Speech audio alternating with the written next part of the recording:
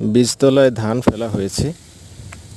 এর শত্রু ইঁদুর, হাঁস, আরও নানা রকম কীটপতঙ্গ, পোকামাকড়, পাখি। ইঁদুরের হাত থেকে বাঁচার জন্য পলিথিন দিয়ে ঘেরা বেড়া দেওয়া হচ্ছে, আর কিছু কীটনাশক ছিটানো হয়েছে উড়চুঙ্গা, কেঁচো এই জাতীয় কীটপতঙ্গের আক্রমণ থেকে চারা গাছগুলোকে রক্ষা করার জন্য।